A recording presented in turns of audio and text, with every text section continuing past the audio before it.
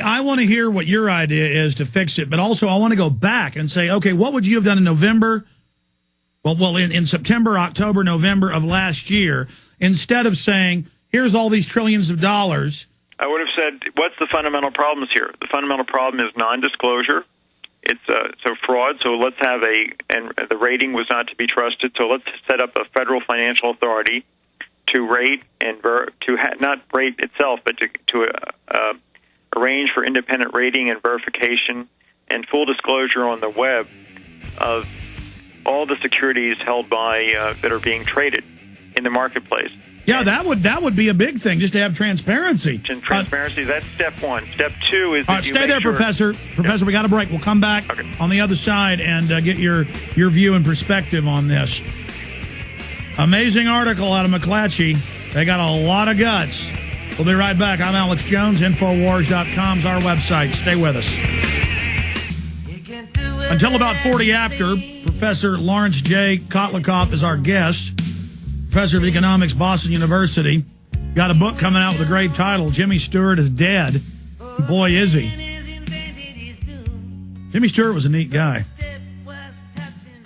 Going back to our guest. Okay, so, sir, you're tell us what you think should have happened last year instead of the looting and giving more power to the very banks and regulators that swindled us.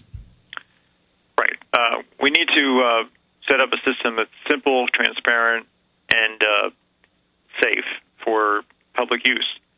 And this current system is not, and we are spending our way into what could be a huge problem, hyperinflation potentially. I mean, the potential is really quite substantial for things to get out of control. The way to get to safety is you set up a single federal regulatory body, not 115 or 20, which is what we are. We now have about 115. The president has been calling for about another 5 or so. None of these guys could shoot straight to see the problem.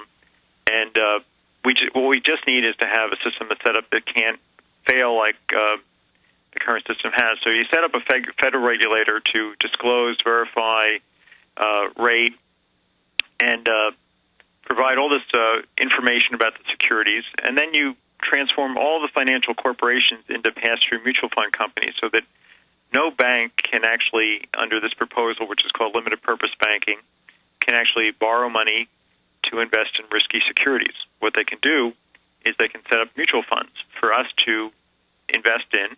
We'll buy shares in the mutual funds, and then the mutual funds will invest in things like mortgages or commercial paper from companies or stocks, foreign stocks as well as domestic stocks. We have to realize that a third of our financial system already is really the mutual fund industry. They hold about $12 trillion in assets. So the glass is plenty full with respect to mutual fund companies being able to intermediate between lenders and borrowers and between savers and investors. So the idea is not just to turn banks into mutual funds, pass-through mutual fund companies that are never in a net exposed position where they're never, if you're not borrowing to invest in risky assets, you can never go under because of a decline in the value of your assets. You're just not exposed. So we're talking about zero net exposure of the banking system, but we're also talking about the insurance industry being treated identically as banks because insurance companies, as we've seen, are engaged in the same kind of security transactions that are banks. You can't really tell the difference between a financial instrument and an insurance policy. They're very similar, essentially identical financial instruments. So what we need to do is make the insurance companies run as pass-through mutual fund companies as well. And they would sell mutual funds that would allow us to buy life insurance policies through the mutual funds and even to buy CDS securities through mutual funds. Here's how. But, Professor, let me ask you this then. What is the plan or what looks like the dominant re-regulation that's being set up now? Because from what I've read in the newspapers, I'm not trying to pick on the precious Goldman Sachs here, but even Reuters has pointed out they are the most represented in government and in the regulatory system. with Henry Paulson getting up and admitting that it's not a conflict of interest because the Treasury Department gave him a waiver to be involved with Goldman Sachs while he was giving billions to Goldman Sachs directly and through AIG. Yeah, no, this is like a revolving door, and this is not arm's length. This is a conflict of interest, and it's also they would call it a confluence of interest. They're trying. This is fundamentally corrupt. I don't think Paulson himself is fundamentally corrupt. I think he's was a very good public servant. He tried his best. I think he did the wrong thing in the end, or he did some steps, but not the right other steps. He has like $300 million. He doesn't necessarily have to worry about whether Goldman Sachs is going to like him at the margin. So I think we've got to be careful about ascribing motives to individuals who are in a position of trying to save a country they thought was going down the tubes.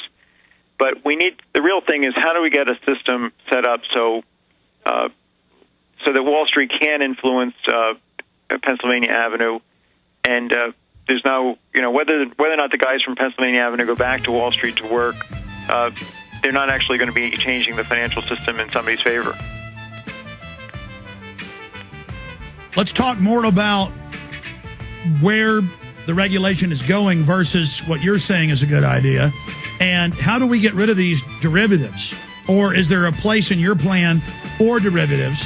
And will anybody ever get in trouble from Goldman Sachs and JP Morgan Chase at the revolving door with the Federal Reserve?